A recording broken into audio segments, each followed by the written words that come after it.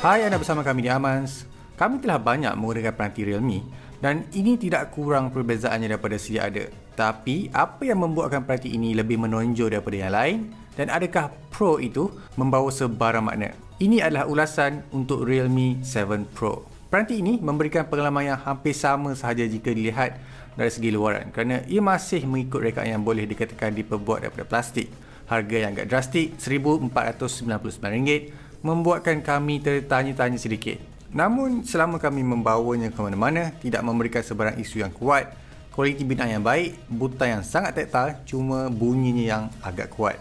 Kemudian, skrin hadapan yang memainkan peranan yang penting, keterangan yang amat baik dan oleh kerana ia adalah sejenis Super AMOLED, boleh dikatakan sangat sedap untuk dipandang sama ada menonton Netflix ataupun YouTube atau apa sahaja konten berbentuk video ataupun visual. UI kelihatan lancar dengan mode skrin seperti ini dan apa yang paling dikritik adalah kenapa ia tidak menggunakan kadar segar semula tinggi. Pada mulanya memang boleh kami katakan agak tidak berbaloi, tetapi lihat kembali penawaran skrinnya kerana untuk skrin AMOLED adalah sentiasa lebih tinggi berbanding IPS LCD biasa. Adakah anda dapat optimasikan sepenuhnya untuk skrin 90Hz? Untuk soalan itu, anda harus menjawabnya dengan sendiri.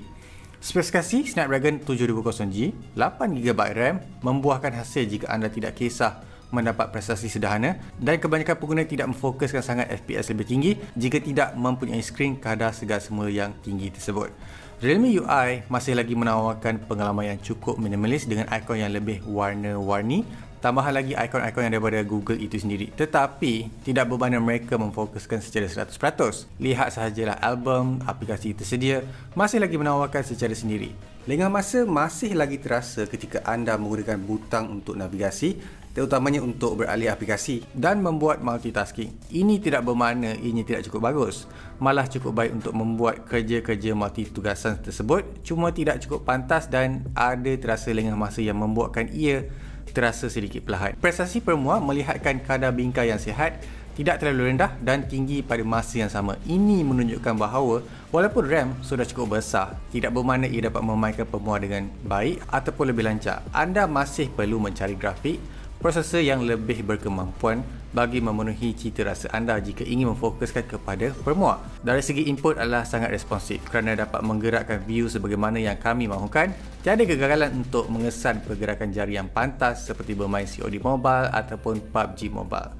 Okey, baiklah. Bergerak pula kepada bahagian kamera. 64MP memberi ruang sedikit kepada kami untuk melihat ketajaman apabila kamera ini membuat pixel blending, kelihatan tajam dengan hasil warna yang hampir sempurna, distortion yang kurang di penjuru gambar, tetapi satu kekurangannya adalah penghasilan gambar HDR yang tidak cukup pantas, mungkin disebabkan oleh ISP yang perlahan daripada peranti kelas mature yang lain. Tiada zoom secara optikal, hanya digital, tetapi bagi kami sudah cukup memadai. Mod-mod penangkapan gambar malam pula seperti Cyberpunk, Flamingo, Gold akan memberikan keunikan pada gambar mod malam anda. Dari segi video, ia menawarkan penstabilan secara software, sudah cukup bagus namun adalah biasa-biasa saja bagi kami.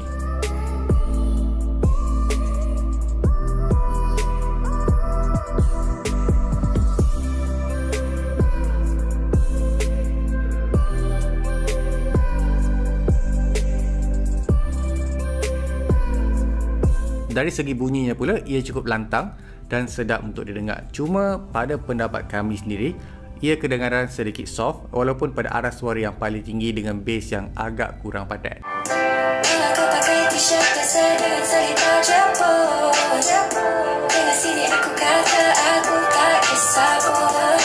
Dari segi penggunaan GPS untuk tujuan navigasi, keadaan di mana kami gunakan Realme 7 Pro, membuka aplikasi Google Maps ataupun Waze adalah okey saja.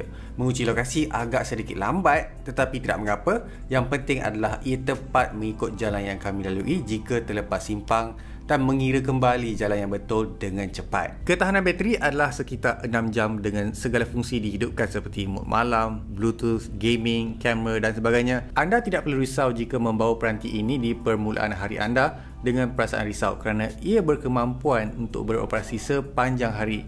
Perbezaan paling ketara untuk versi Pro ini adalah masa pengecasan adalah sekitar 40 minit saja kerana mempunyai wattage sehingga 65 watt. Anda masih akan dapat penawaran security menerusi pengimbas setiap jari di dalam skrin disebabkan oleh jenis skrin AMOLED. Membuatkan parti ini kelihatan lebih moden dengan tekstur yang menggunakan garisan lurus bagi menampakkan ia lebih unik. Selain daripada itu, sudah tentu kami akan katakan ianya adalah sebuah peranti yang sedikit mahal berbanding mereka pernah keluarkan untuk siri ini. Namun dengan penambahbaikan dari segi kualiti skrin, RAM, storan yang lebih tinggi dan sudah tentu pengecasan yang lebih pantas membuatkan anda sangat menghargai masa untuk gunakan peranti. Realme 7 Pro dijual pada tanda harga RM1,499. Bagi kami agak sedikit tinggi, namun dengan pembaharuan yang kami katakan, pengalaman Realme UI dan prestasinya sudah cukup dan amat baik. Seperti biasa, like, share dan subscribe. Kita berjumpa lagi di video seterusnya. Bye!